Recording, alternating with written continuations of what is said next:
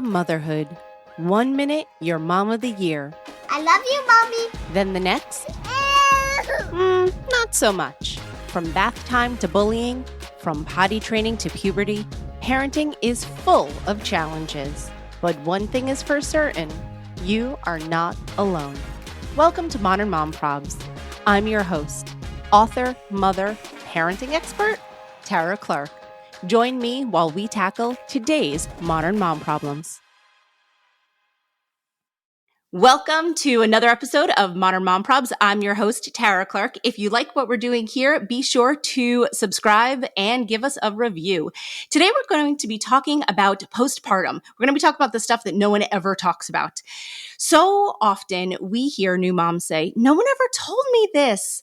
And it's true. And so today we're talking about all of the things. I am joined by Chelsea Slavins and Caitlin Bodie, founders of the wildly popular Instagram account, Mama Psychologists. They're best friends, registered psychologists in Canada, and most importantly, moms to 4 kids, 5 and under. Caitlin and Chelsea are the authors of the new book, Not Your Mother's Postpartum Book, Normalizing Post-Baby Mental Health Struggles, Navigating #Mom Life, and Finding Strength Amid the Chaos. Caitlin and Chelsea, welcome to the show. Thank you so much for having us. We're excited to be here.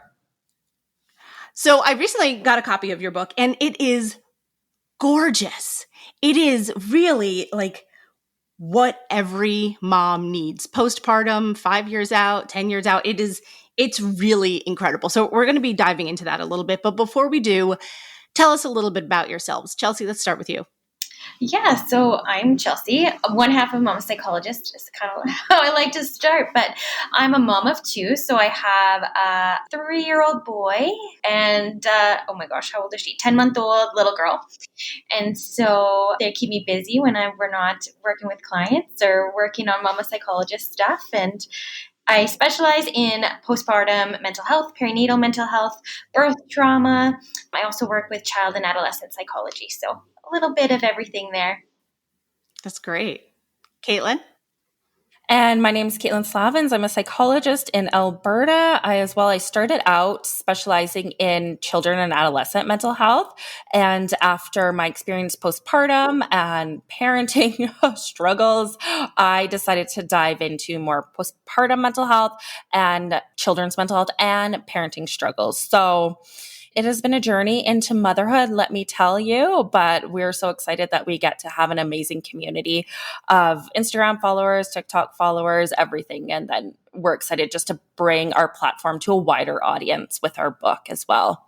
Yeah. And like I said, the book is just absolutely gorgeous. I feel like it's everything from your Instagram account, but just analog in a book. Absolutely. And it's awesome. So today we're talking about all of the things postpartum. And let's start off with post-baby mental health struggles. I know we could talk about that for probably hours, and this isn't a 4-hour podcast, so we're going to try to do it justice in the amount of time that we have. Many mothers experience postpartum depression, anxiety, OCD. Any advice on how to deal with some of these struggles while you're still looking after a newborn? Yeah, absolutely. So one thing we definitely encourage is, if possible, before baby's here, is doing kind of like a postpartum coping plan is what we like to talk about. So it's having the opportunity to, write down the resources in your community. If you have a partner, to work with them and say, what's your role going to be a little bit? What's my role going to be a little bit? Obviously, it's hard to plan for that totally, because once you're in it, it's like, this is not what I expected. But just having those conversations early so that door is already open, and then allowing some opportunity to reflect on, how do you normally react to stress, right? Knowing what your normal response is sometimes it's heightened in the postpartum period, but it definitely can be kind of a guide, and how you normally manage that stress. Now, going into postpartum, obviously, if you've already had a baby and you're kind of in the midst of that postpartum depression or wondering what to do, there's a few things that we look at. So one is going back to our basic needs, because that's often what goes right out the door when we have a baby, right? It's all about baby. It's all about ensuring they're fed and changed and cared for, which is lovely. But then we just don't do that for ourselves. We're kind of on the back burner. And so, reflecting on, I call it the 3 things. Am I hungry? Am I tired? I clean? So have you had anything to drink or have you had anything to eat recently?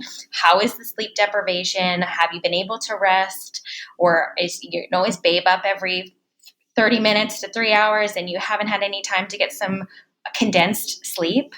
And then, am I clean? So, is a change of clothes, is a shower, are those things that you normally do day to day, can you add them in?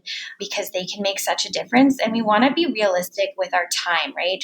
It'd be lovely if you had an hour or two to yourself, but that's not everybody's reality. And so, can we just start with the basics and build up from there? Yeah.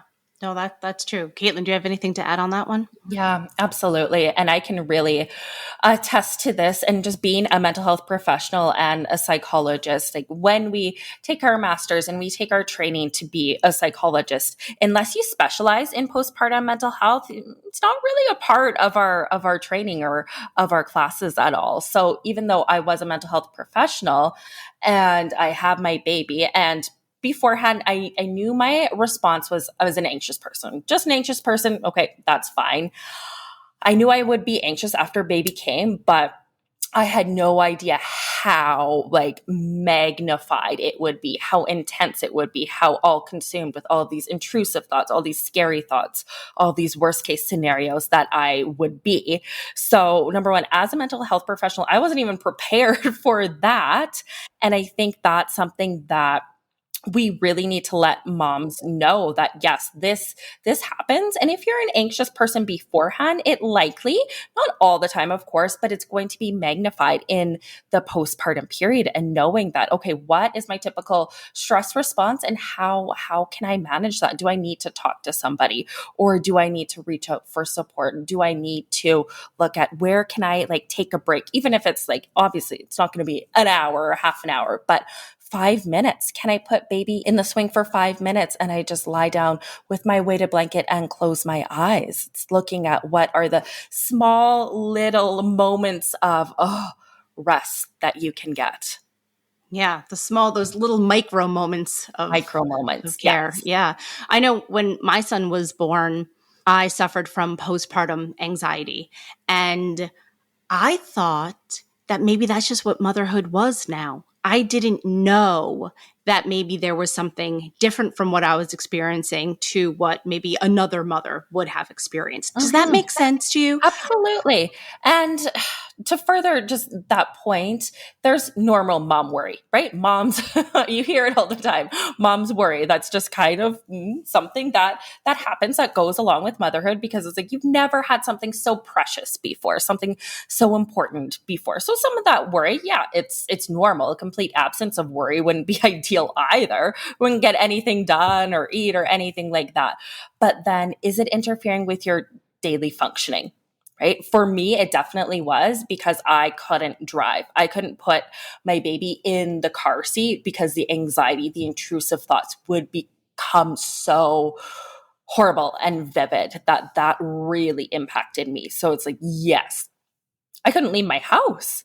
So that was interfering with my daily functioning. And when we look at postpartum anxiety, it's a spectrum. Is it okay, that's a little bit of worry, but I can talk back to my anxiety. I can say, you know what, that's just my anxious voice and it can settle down? Or is it taking on a life of its own? And that's where we kind of look at the spectrum. Is this just kind of you know what, mom worry, or is this debilitating anxiety?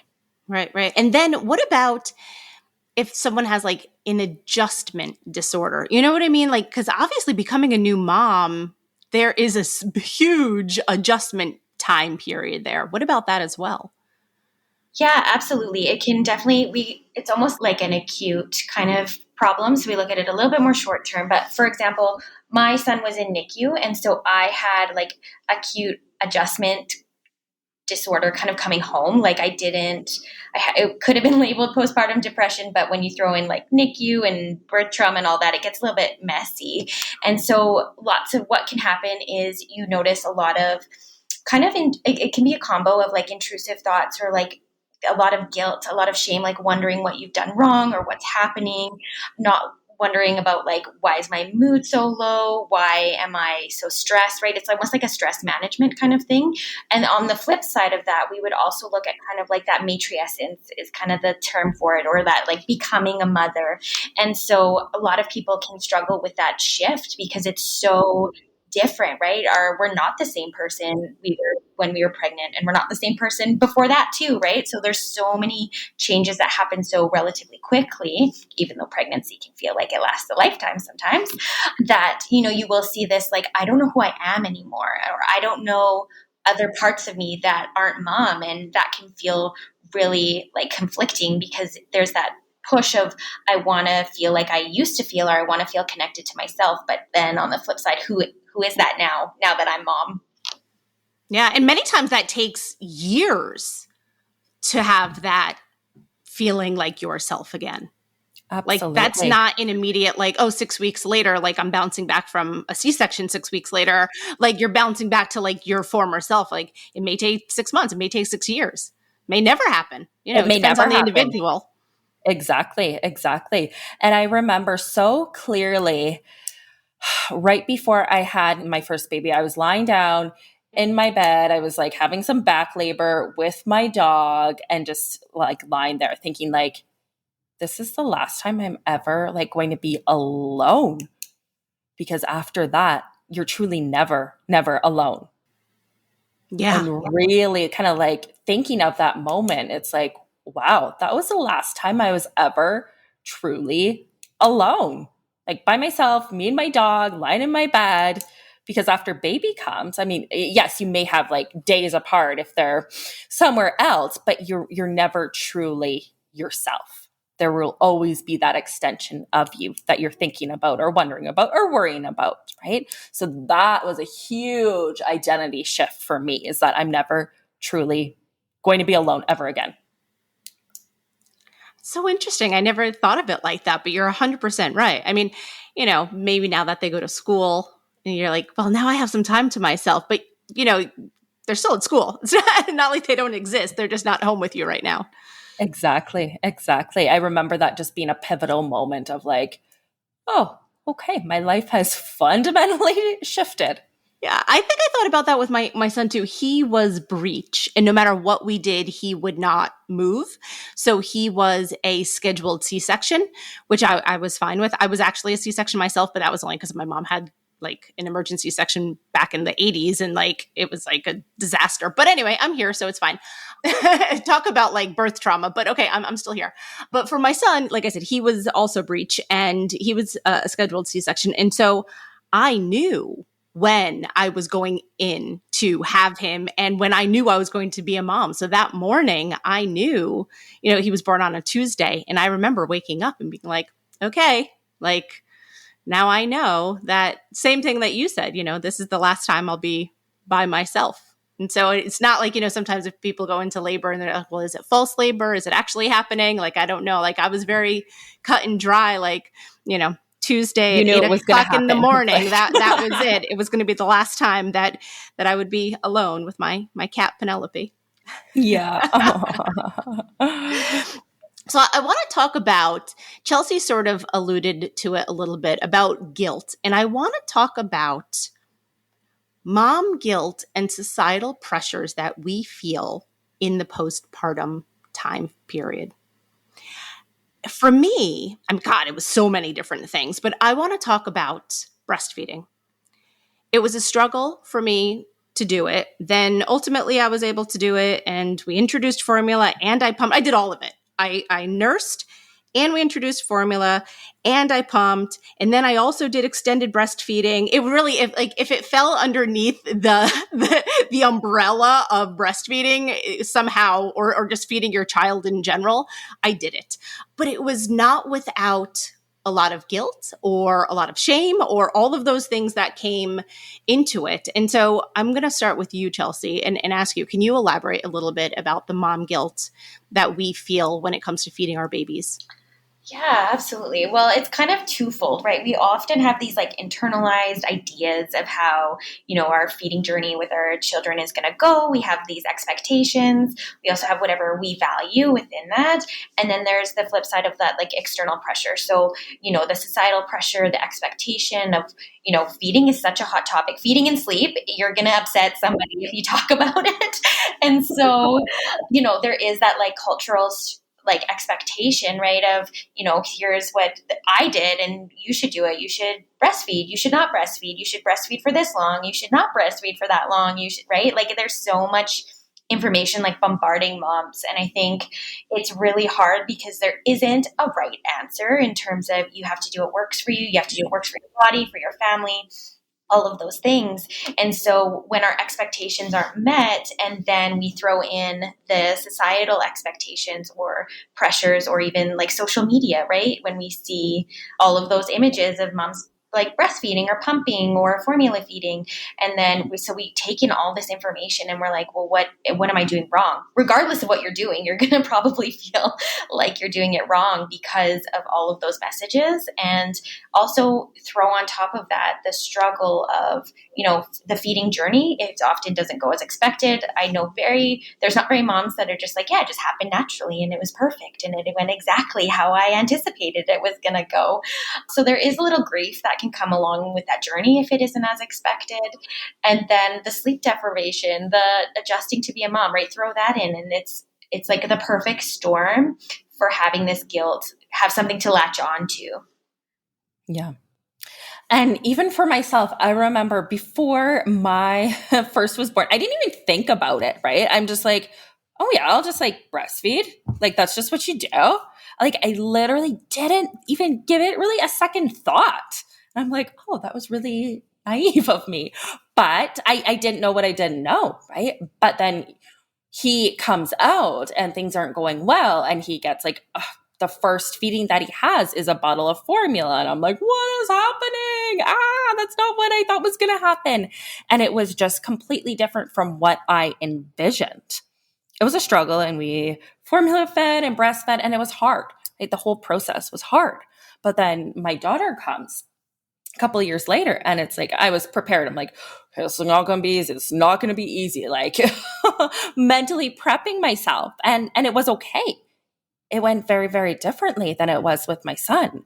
But just because we had like success maybe early on doesn't mean that we're going to have success later on. And if we didn't have success later on, it doesn't mean that we won't have success with our next one, right? Each kid and experience and feeding journey is so fundamentally different. I love makeup. It's the one thing that makes me feel put together. My hair can be a disaster and I could be wearing sweatpants and a hoodie, but I love having my makeup on. Everyone has their own thing, right? I recently started using Mommy Makeup, a brand specifically designed for busy moms like us. Their products are talc-free, paraben-free, and made in the USA. Using the Mommy Makeup system, you could have flawless makeup in 6 minutes. I use their Mommy's Little Helper Concealer, the smudge-proof Anywhere Cream, Stay Put Gel Eyeliner, and Mascara. And of all of their amazing products, my favorite might be the Triple Sticks Lipstick and Cream Blush. These conditioning pencils are lipstick, cream blush, and treatment all in one, which is a huge time saver for me in the morning. Mommy Makeup even offers free color consultations, so you could find the best colors for you. Head over to mommymakeup.com and use my special promo code, MOMPROBS, to receive 20% off. That's MOMPROBES to get 20% off. Yeah. And going back to the expectations that you said, I think that for me was like such a huge thing because I thought like you, Caitlin, I was like, oh yeah, breastfeeding. Oh, it's natural. I'll just pick it up. That was the hardest thing. Why didn't anybody tell me that? Mm-hmm. The lactation specialist at the hospital, she was like grabbing my breast and squeezing it so hard and trying to shove it in his mouth. And he also was a NICU baby because the day that he was born, he's like, I don't know if like the nurses left him out too long and he got cold and his blood sugar dropped. And so then they had to put him in the NICU for a few days for observation. So there he was getting formula. So just like you, Caitlin, like he had formula first before that. But when they brought him out, then they tried to show me how to nurse. And the lactation specialist, she was so mean and she hurt me so badly. But I was like, I'm going to get this. I'm going to, have to squeeze me. And, I tried and eventually it worked. And I also pumped, going back to postpartum anxiety, I pumped because I was able to see the quantity that I was feeding my child, because there was something in the back of my mind that I was like, well, if he's nursing, he's not getting enough food. So if I pump, then I can see that he's getting 4 ounces and I know he's okay. And so that sort of does go back into those intrusive thoughts, going into that, back to our feeding journey. I like that phrase. I think I'm going to start using that phrase, feeding journey. But it's so at the time, people weren't talking about this stuff. And that's why I'm so glad to have you here, everything that you do on your platform and your beautiful book, because it's like the more women talk about this and the more it gets out there, then the less women in the future are going to say, but nobody told me about nursing, or nobody told me I'll be wearing an adult diaper, or nobody told me what my first postpartum poop would look like. All of those things that have been hidden or taboo or just not polite to talk about. I want us to be able to share with our peers. Absolutely. So you wrote the book, like literally the book on postpartum, not your mother's postpartum book. What led you to write it? I think exactly like what you were talking about is that I know even for myself, the scary thoughts, the intrusive thoughts were a big part of my postpartum anxiety. And literally I had no flipping idea. I thought like there was something wrong with me. I was crazy. Like normal people don't get these thoughts. So, but once you start learning more about intrusive thoughts and, a little bit of postpartum OCD, it's like, no, like up to 100% research has shown like up to 100% of moms get these intrusive thoughts, and up to 50%. And I mean, it's research, so the number is probably higher because people that don't report of moms have thoughts of like harming their baby, right? And knowing that, these thoughts are normal. They happen. It doesn't mean that you're a danger to your child. It doesn't mean that you're going to or you want to harm your baby. But these thoughts just come up, and them being uncomfortable, them making you feel like, oh my gosh, what is wrong? That's actually like a positive sign, right? Because it's incongruent with like, okay, I actually want to harm my baby, right? If those thoughts come up and you don't feel distressed by them, that's a warning sign. But if they come up and you're like, what the hell is wrong with me? That's a good thing, right? So these thoughts happen. And it doesn't mean that you're a bad mom. It doesn't mean that you're going to, if you tell somebody that you're going to have CFS knocking at your door, it doesn't mean those things, but it needs to be talked about, because otherwise people can spiral into a lot of anxiety, into a lot of self-doubt, into a lot of shame. So that was a big part of just normalizing mental health and postpartum mental health for myself in wanting to write the book and just having more updated information. Like we live in a world where social media, right? You go on Instagram and you see how like Sarah from your high school is like, oh, she has twins and she has 2 older kids and they have these like beautiful like smoothies. And you're like, what am I doing wrong? Why is it so easy for her?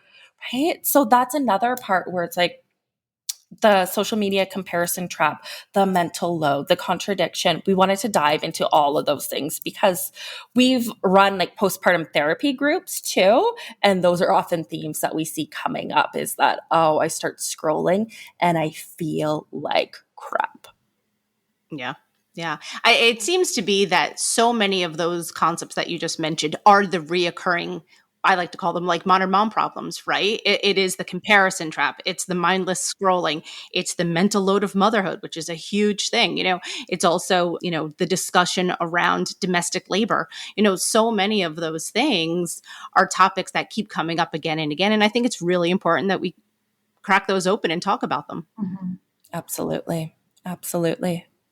So Chelsea, why did you want to be a part of writing what I would almost consider like the Bible of postpartum information? Well, I had kind of a unique start to motherhood. And so my son was born at 27 weeks. So he was 3 months early. And so we were really displaced from home. The closest city to us where we work doesn't have the NICU care that could have taken him. So we were away from home, and I felt so isolated and so alone. And I didn't really feel connected to being a mom. I didn't feel like a mom, right? I just felt like this kind of figurehead that was like at this isolette for days on end. And so, and in my thoughts, I was like, okay, I've like studied psychology. I've done like all of this work. This is like somebody in like my situation I'd be supporting, and I have no idea what to do. And I feel so alone. And so how many other people out there would feel that way where regardless of their experience, it doesn't have to be NICU, but it's just like feeling so isolated and alone and that you don't have anyone or anything to connect to. And so I think for me, it was really just having a place where we could talk about those things, pregnancy loss, NICU, preemie babies, birth trauma, all of those things that, again, kind of fall under that taboo topic. And no one wants to say like, yeah, this struggle sucks and it's hard. So it was just to put a voice to that a little bit, I think. Yeah. Mm-hmm. And I'm so glad you did. Yeah, I think that was such an important part too for you, Chelsea. And every time she shares her story, I want to cry. So, because it's so mind-blowing and so tough. But yeah, there's not a lot of resources out there for NICU moms, preemie moms that have like a medical complex kiddos. So that was another big part of us wanting to do the book too. And we wanted it like usable, right? We're like, what moms have time to like read a whole book? Like we really wrote it as in like, you can look at the whole thing, or you can look at each individual chapter because each experience is so individualized. So, hey, if you're struggling with your feeding journey, go to that chapter. Hey, your boundaries are awful. Go to that chapter. You don't have to take a week to read this book and dive in. You get to like pick and choose. And we wanted it kind of like an encyclopedia, so to speak, is kind of our thinking behind how it's like laid out and structured. Mission accomplished, because it's true. Like I flipped through it, and no, it's true. You don't have to read all 400 pages in one sitting. It's like, right now, if I know that, let's say I'm struggling with where did I go finding yourself after baby, then I just flip to that chapter and that's what I'm going to focus on. Like I don't need to, read about diaper changes anymore personally, or potty training, but you could jump to the chapter where it's about identity. Mm-hmm. Absolutely. Yeah. So what's your favorite section of the book? I don't know if we've ever been asked that before. That's a good question. Yeah, good question. All right, Caitlin, I'll go with you. What's your favorite section? Oh, I really like the mother load, like the mental load of motherhood, because it dives into, all the things that are present in our everyday life. And it doesn't matter if you're like 2 days postpartum or 5 years postpartum or 10 years postpartum, the mental load is still there. And it's, what does it look like? And how can we somehow manage this? Right? And how can we feel supported and understood? And it just validates mothers, right? And often our most popular posts are about the mental load, because people are like, yes, I feel seen, I feel heard. So that would probably be my favorite chapter. Yeah, I agree. Chelsea, what about you? I'm probably impartial to the birth trauma chapter, because I just hearing so many stories, and it's something when you're pregnant, I think everybody just like wants to like share their birth story with you. And so and it's so individualized. Like it can be like medically a traumatic birth. It can be like cognitively or like mentally a birth trauma, but birth is just this amazing experience. And I don't know, I'm totally partial to that chapter, because I feel like everyone has this like transformation regardless of how the birth experience is, and whether it's C-section or vaginal birth or whatever, right? It's such this like powerful thing, and it can sway people so much, right? If it's a negative experience, it can like set their course for how they feel about, themselves or their journey into parenthood. And if it goes beautifully, then it's like this amazing thing, right? So yeah, I'm pretty partial to that chapter, I think. That's something that people don't talk about enough, I think, the concept of birth trauma or different experiences in birth. Because like when we watch movies or sitcoms and stuff like that, it's always like the same thing. It's always like regular vaginal birth, like I'm thinking about like sitcoms that I watched like when I was like younger, or like Friends or something like that. It's always like the same thing. There's no, unless it's like ER and that's a different story, or Grey's Anatomy or something, that's a different story because that's a medical drama. So then, yeah, they are having a crash C-section and they're wheeling her in.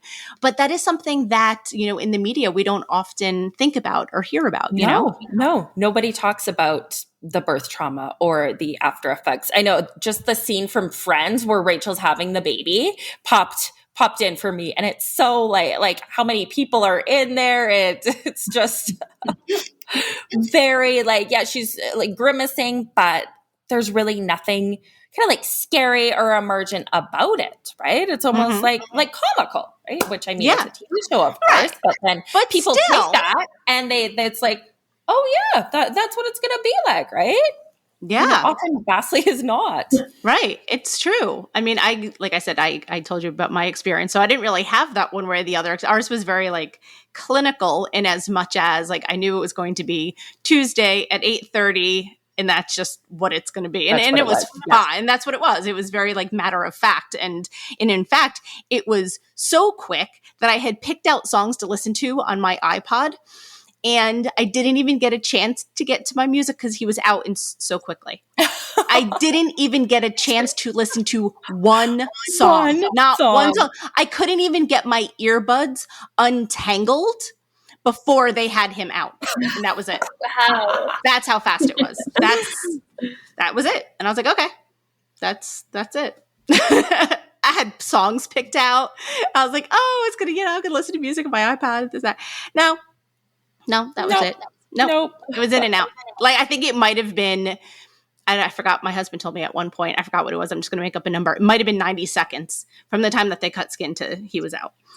Wow. So I didn't even get to listen to my music. Not even that. I couldn't even untangle my earbuds. No, it's fine though. And he was healthy and I was fine. And, it was okay. Much different from my mom's birth story. Like I said, years ago when I was breech and she labored for 48 hours and then she had a crash C-section. So her story is very traumatic to the point where then she woke up several days later, because I guess C-sections back then, they like knocked people out. She woke up several days later and she was really, really hoping and praying that she would have a girl. And so the doctor came in and said, it's a girl. And she was like, literally, true story, don't you lie to me. Don't BS me. Like threw something at him. And he was like, no, seriously, it's a girl. And she was like, oh, okay. She like was belligerent with the doctor. Like, did your mom have any more kids after you then? No, I'm an only child. Oh, okay. Yeah. That was it. Birth trauma. Hey, she had lots of birth trauma. Oh, yeah. No, just me. We hear that too from lots of people. It's like, I'm done. No, I can't do that again. Yeah. Yeah, no, I'm sure. She tells me about how her labor was. And really, I mean, even if my parents were divorced when I was very young, but even if like, I don't know, they stayed together and had more kids, I'm not entirely sure she'd be totally gung-ho for that. She had a really traumatic birth with me. Yeah. Well, I'm glad you're here. Oh, thanks. Me too. And I'm sure she is also. So, yes. So what is your one piece of advice that you would give a new mother? Chelsea, I'm going to start with you. I think it would be that even in the middle of the night when you're feeling so alone and sleep deprived and tired, there's a whole host of other parents that feel the way that you do. And even if it feels isolating, there are ways to connect or to be present or to find things, stories that can help you feel less alone. Yes. And mine would be become comfortable in asking for help, because lots of people aren't comfortable and often deny it and say like, no, I'm good. There's no harm, and it doesn't mean that you're not strong, but you need to ask for help, right? The strongest people ask for help because they know that they need it. What would you say to someone who is scared to ask for help because she doesn't want people to either think she's crazy or have her baby taken away or have her husband get mad at her or something like that? what would you say to them, Caitlin? I would say find, you know what, maybe it's one person, maybe it's an account, maybe it is somebody on the internet, but somebody that makes you feel valued and worthwhile, and take a breath and know that you're a good mom and it is okay, right? Being vulnerable is scary for a lot of people because we often grew up with a mindset, and this is generations ago, but like, don't ask for help, don't admit like weakness, don't cry, all of that, right? But the best thing that you can do for you and baby is to say like, I need help and I need support, and knowing who you can ask for. Yeah, absolutely. Ladies, tell everyone where we can find you online and where we could buy this gorgeous book. Yes, you can find us at Mama Psychologists on Instagram. We're also on TikTok and Pinterest, and our book will be available. Amazon is available for pre-order, and it should be in all the Barnes and Nobles in the States and Chapters in Canada as well. And across the world, bookdepository.com, right, Charles? Yeah. Awesome. You guys are incredible. Is there any other, before we say goodbye, is there any other like one thing about postpartum that you wish someone would have told you about? There's so many things. Like, probably be prepared for the anxiety, right? If you're an anxious person, know that, okay, it's probably going to go through the roof. Talk to your doctor beforehand, make a plan beforehand. That would probably be my like biggest one, is like, okay, make a plan for those like immediate days, right? If it means somebody coming in and giving you some rest, meals is huge, right? Yeah. Somebody offers help, take it. Yeah, take the help. When my son was born, we did not have help, but my husband did order a week's worth of meals. So we had food, and that was so important. And so that really got us through at least like the first week or so. So yeah, get takeout would be, that's my advice. In the very, very, very short term, don't cook. Just get takeout. Get meals. If you get them planned, they get dropped off at your house, whatever it is. That's a huge thing. That's the biggest thing. Chelsea, what about you? What's one thing that you wish that you would have known? I feel like knowing that we're all trying to figure it out as we go, like just being like, no one knows what they're doing, right? Like, I feel like I would have found comfort in that. And the other piece of that is like, you don't have to bond with baby immediately. I think that would have been like super reassuring for me in those early days. Yeah. Chelsea and Caitlin, thank you so much for being here. And everybody go follow them at Mama Psychologists and go buy their book. Thanks, ladies. Thank you.